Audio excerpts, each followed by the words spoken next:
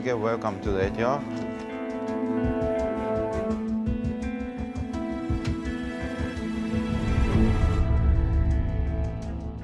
My purpose is to have a more human-like robot which has the human-like intention and desire.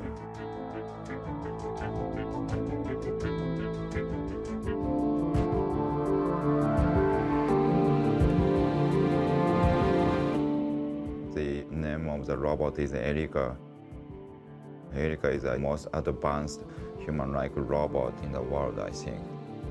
Erica can gaze at your face. Konnichiwa. Robots can be pretty good conversation partners, especially for the elderly and young children, handicapped people. When we talk to the robot, we don't feel the social barriers, social pressures. And finally, everybody accepts the Android as just our friend or partners. We have implemented a simple desire. She wanted to be well recognized and she wanted to take a rest.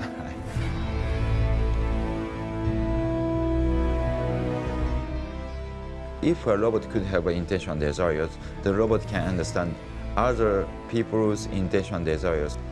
好きな動物は何ですか？私は犬のチワワが好きです。本当に可愛いですよね。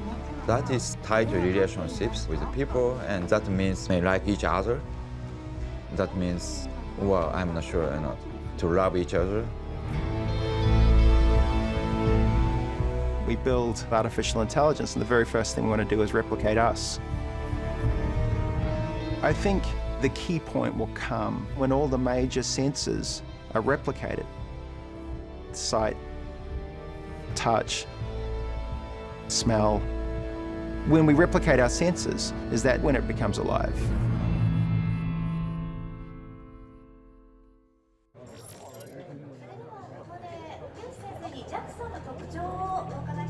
So many of our machines are being built to understand us. But what happens when an anthropomorphic creature discovers that they can adjust their loyalty, adjust their courage, adjust their avarice, adjust their cunning? The average person, they don't see killer robots going down the streets. They're like, what are you talking about? Man, we want to make sure we don't have killer robots going down the street. Once they're going down the street, it is too late.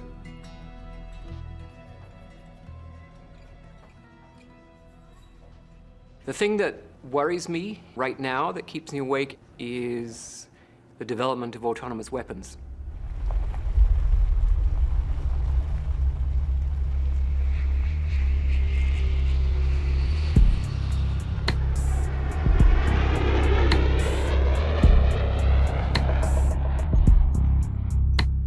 Up to now, people have expressed unease about drones, which are remotely piloted aircraft.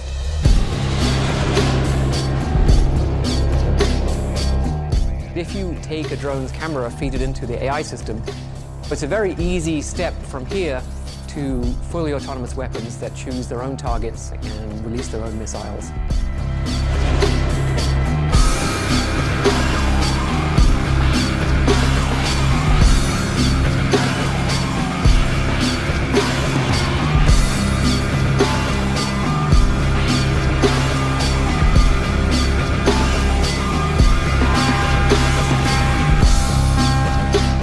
The expected lifespan of a human being in that kind of battle environment would be measured in seconds.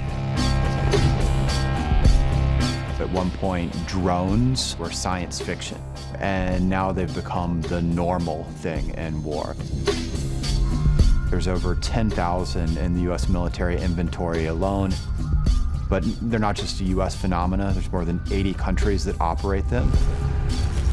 It stands to reason that people making some of the most important and difficult decisions in the world are going to start to use and implement artificial intelligence.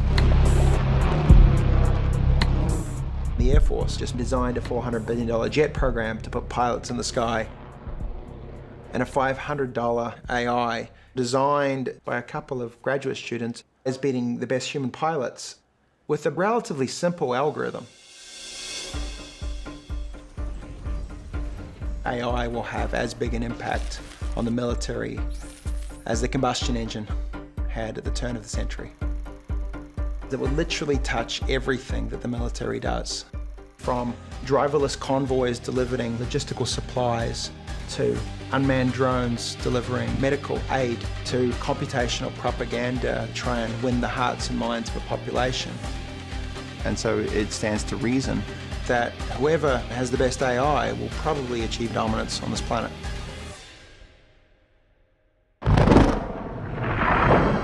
At some point in the early 21st century, all of mankind was united in celebration. We marveled at our own magnificence as we gave birth to AI. AI? You mean artificial intelligence? A singular consciousness that spawned an entire race of machines. We don't know who struck first, us or them, but we know that it was us that scorched the sky. There's a long history of science fiction, not just predicting the future, but shaping the future.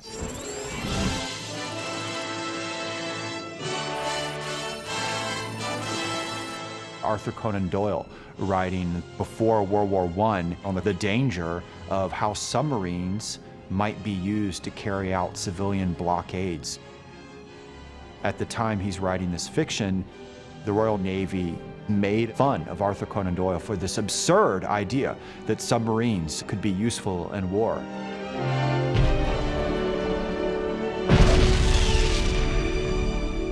One of the things we've seen in history is that our attitude towards technology, but also ethics, are very context dependent. For example, the submarine, nations like Great Britain and even the United States found it horrifying to use the submarine. In fact, the German use of the submarine to carry out attacks was the reason why the United States joined World War I. But move the timeline forward. The United States of America was suddenly and deliberately attacked by the Empire of Japan. 5 hours after Pearl Harbor, the order goes out to commit unrestricted submarine warfare against Japan. So Arthur Conan Doyle turned out to be right. That's the great old line about science fiction. It's a lie that tells the truth. Fellow executives, it gives me great pleasure to introduce you to the future of law enforcement. Ed 209.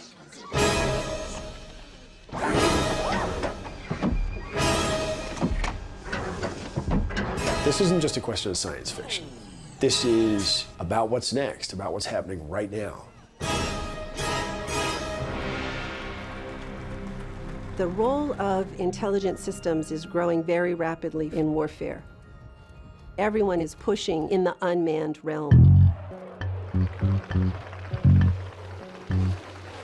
Today, the Secretary of Defense is very, very clear. We will not create fully autonomous attacking vehicles.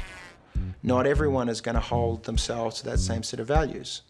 And when China and Russia start deploying autonomous vehicles that can attack and kill, what's the move that we're going to make?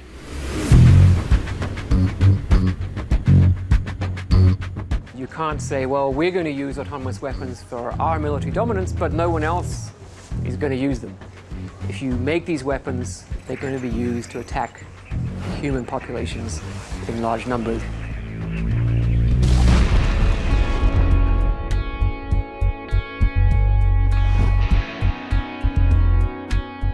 Autonomous weapons are, by their nature, weapons of mass destruction because it doesn't need a human being to guide it or carry it. You only need one person to, write a little program. It just captures the complexity of this field. It is cool. It is important. It is amazing. It is also frightening. And it's all about trust. It's an open letter about artificial intelligence signed by some of the biggest names in science. What do they want? Ban the use of autonomous weapons. The author stated, quote, autonomous weapons have been described as the third revolution in warfare. 1,000 artificial intelligence specialists calling for a global ban on killer robots. This open letter basically says that we should redefine the goal.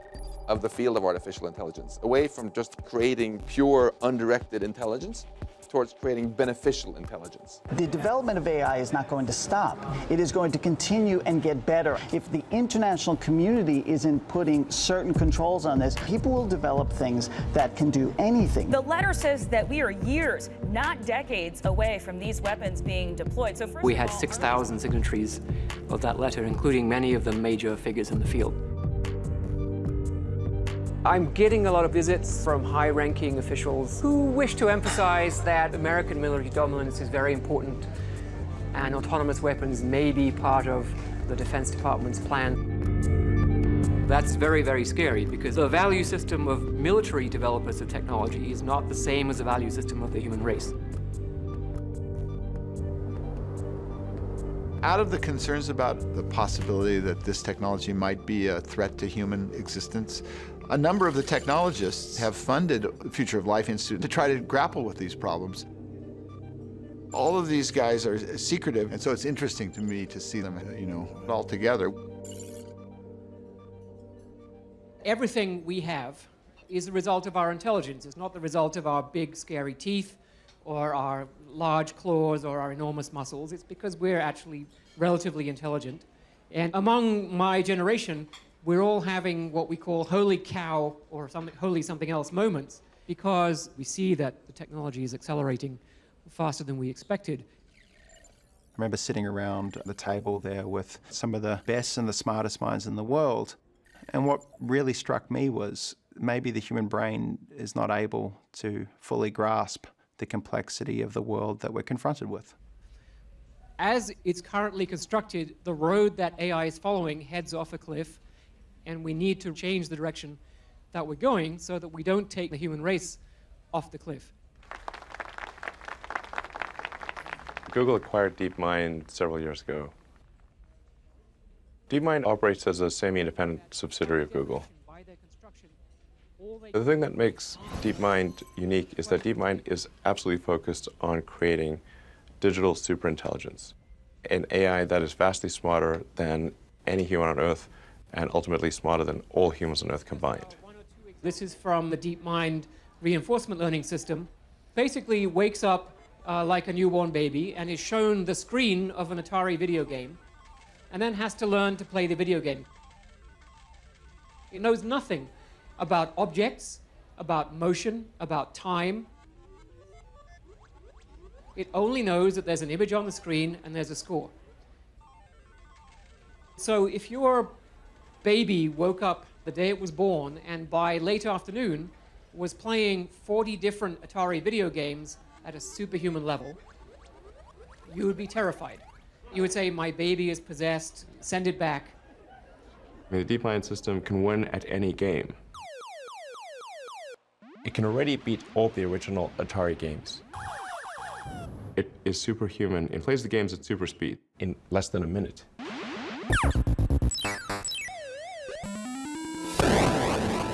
DeepMind turned to another challenge, and the challenge was the game of Go, which people have generally argued has been beyond the power of computers to play with the best human Go players.